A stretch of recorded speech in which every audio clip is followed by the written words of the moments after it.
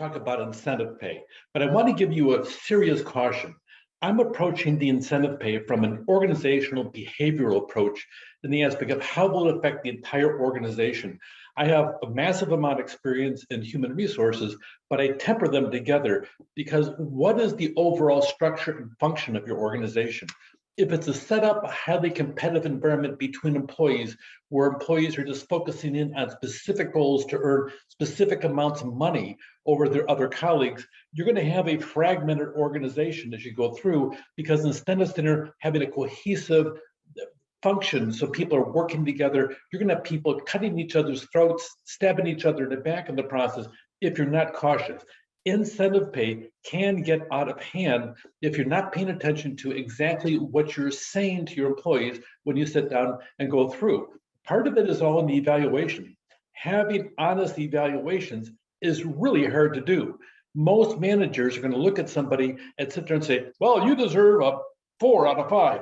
You deserve a 4 out of 5. And most managers don't want to say, you know what, you really are not a good employee. You're really a 1 here and a 2 here, and I don't know why we keep it around. Most employers are not going to say that because they want to be liked, because they're human beings, and those kind of direct conversations are really hard to have. So we talk about pay. Now we're getting down to brass tacks, so to speak. You're saying, I think you're better than all the rest of these people over here, and you're only number 2. That's a really tough conversation. And you better believe, keep this all confidential. They don't keep it confidential. Sometimes they go out of the office and, yes, I got a giant raise. I got a 7% merit pay increase over here. What did you get? I got a 2. Oh my gosh. Then all of a sudden you become the pariah, and everybody said wanting to like you. All of a sudden they say, oh, look at that. And then they become competitive and cut each other's throat. This is an area that, yes, there's merit to the aspect of merit pay as you go through, except you got to approach it from a cautious perspective and pay attention to the consequences you can have. What are the costs of the program? What kind of returns you're going to have? Are you going to sit down and have your high performers? The danger you face, your high performers may understand they are the high performers, and then may go perform someplace else as you go through. So you got to really watch what you're doing and where it's coming from in the process as you go through.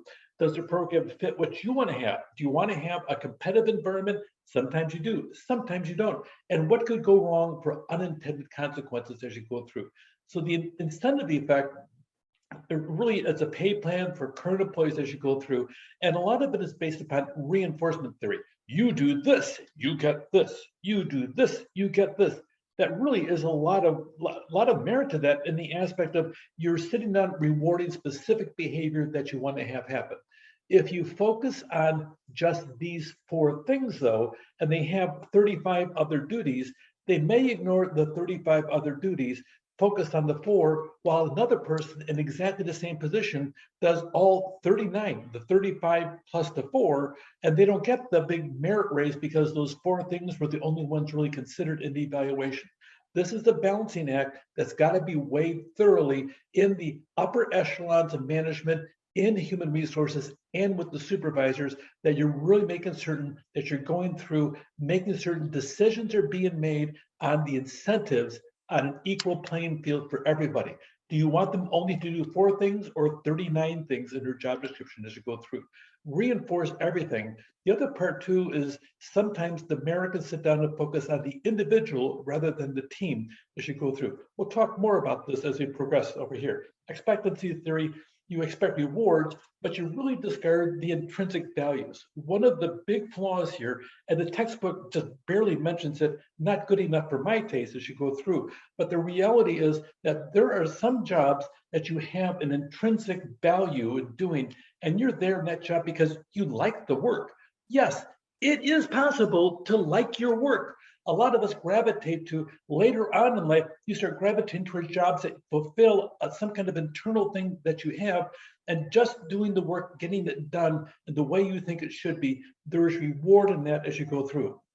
Sometimes people work only for money. If you go back and look at motivational theory, though, really, especially on Hertzberg, one of the issues on working for money is not necessarily a motivator. It is a means to an end rather than a true motivator as you go through. Expectancy theory disregards a lot of behavioral psychology as you go through, and it assumes that we are nothing more than Pavlov's dogs as you go through. If you recall, the Pavlov theory is whenever the dogs do something, they do it because they want a reward. So boom, they do it, they get a treat. Do it, you get a treat. The employee does something, boom, good stuff, you get a treat, a bonus. Boom, you do something, you get a treat, a bonus. No, there's more to the employee than more than salivating because you see a treat. There's something about the employee. A lot of your finest employees do the job well because they like doing the job as you go through. That has to be accounted for as you go through. So balance this as you go through in the process. Motivation is a function of expectancy and balance perceptions as you go through. That's true, but also motivation is sometimes the actual physical work as you go through. You have the extrinsic motivation. In other words, you're motivated by things that are around you as you go through, but you also have the intrinsic motivation as you go through. Let me give you an example. I had an executive director of purchasing working for me when I was a chief business officer in a large organization as you go through. She sat there and her birthday was coming up, and I called everybody down to my office. We had 14 people packed into my office and everything else, and we sang happy birthday to her. I got her a birthday cake and everything else. And then her assistant had told me, says, she may not like this very much. Well, they all left and everything else. She says, can I have a word with you? And that's sure. So she closed the door and she said, don't you ever do that to me again. I hate birthday parties. I hate recognition as you go through. Okay, that was a shot across my bow because I thought everybody likes to be celebrated and everybody likes birthday cake.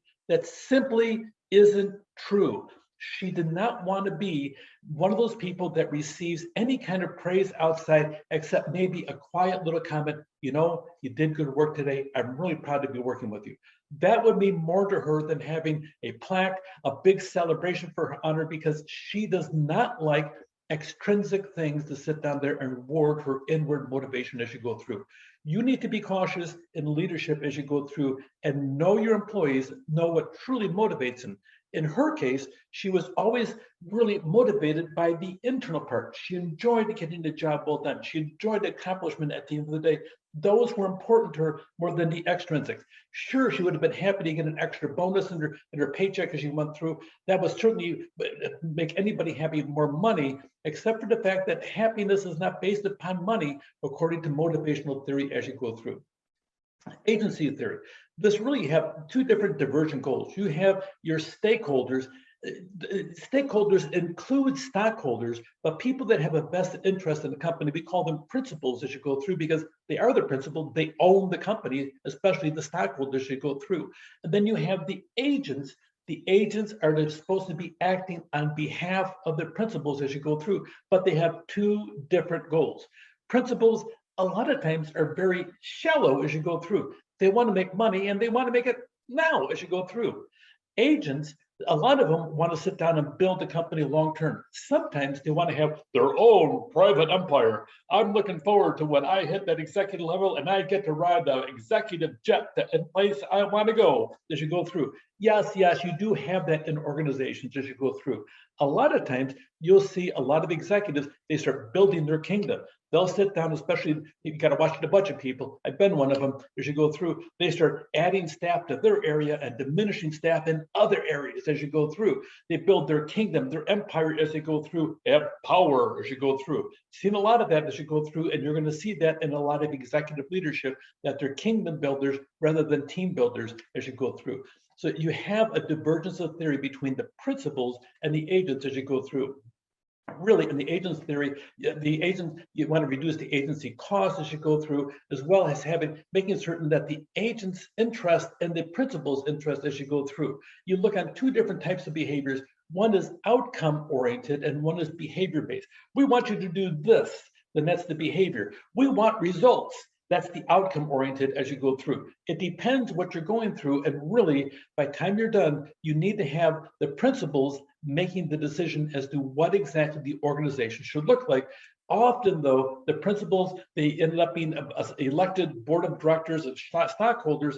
They're really looking to have some type of short range interest for themselves of really producing a profit, and they hired the CEO to let them deal with that as you go through. here are some of the issues an organization look at. The risk aversion. Really, your shareholders, they often they will hold multiple kinds of stock. They're looking for short-term gains as you go through, where the people that have to depend on the company for their jobs, they'll be less risk averse than really the principals as you go through. Outcome uncertainty, the job programmability as you go through, how you measure the job outcomes as you go through. Keep in mind, if you have really the aspect, when we go back over here, of the outcome-oriented versus the behavioral based, they are really two different things about how you measure the job outcomes. The ability to pay and the tradition of the past, which really is a focus on what we're doing today as you go through with the different people in the agency itself.